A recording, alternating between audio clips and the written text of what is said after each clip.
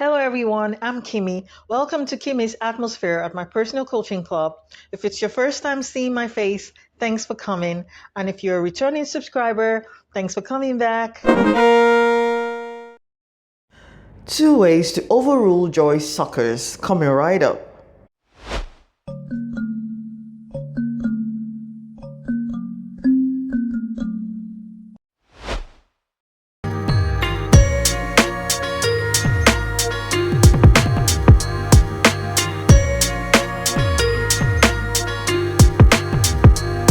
Number one, pay them no mind. Sometimes it's not easy to absolutely find yourself among the right people. Yet, it is very important that you make an effort to surround yourself with the right kinds of people. Doing this will, protect you from joy suckers. Okay, by simple definition, joy suckers are literally what they imply. The name implies people who try to suck the joy out of you. It can also mean a person who lacks a sense of humor, a person who is negative minded, or likes to shut down the fun instead of joining in the fun. So the best thing to do to overcome or overrule these energy draining effects is to, as much as possible, pay them no mind. Okay, many times just don't react at all. You don't even need to respond if you don't want to. You do not need to. Not giving toxic people like joy suckers a reaction when they desperately seek it is a powerful behavior. Do not focus your energy on them. Robert Tew has a cool quote that I love that says, "Don't let negative and toxic people rent space in your head. Raise the rent and kick them out. You are responsible for your joy, so make it a priority despite all the odds." You may not be able to give it out to others who do not want it, yet learn to give it to yourself. Okay? Do not be afraid to shine. Do not be afraid to be joyful and to honor yourself, the whole truth of who you are. Try your best no matter what. Okay?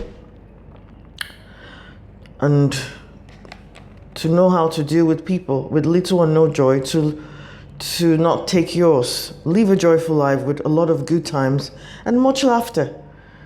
Okay? In that case, instead of them infecting you, you'll be the one to infect them. How about that? That's a great idea, right? So yes, pay them no mind. Number two, maintain your self-worth.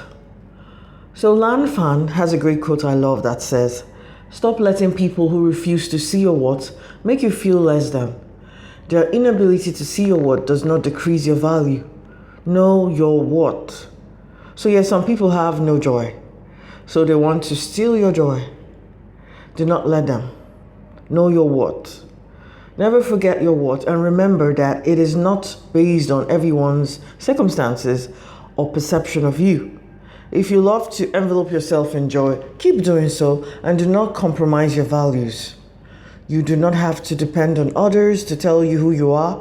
So whenever you find something that nourishes your soul and that brings you joy, care for yourself enough to make enough room for that in your life. Okay, Mandy Hale rightly says that you will never again, you never gain anyone's approval by begging for it. Okay? When you stand confident in your worth, respect follows. Keep holding your own power by knowing your worth and being you. Tim Fago even puts it this way: if you want to improve your self-worth, stop giving other people the calculator. Yes, indeed. It's important that no matter what happens, you keep your feeling of self-worth and value intact.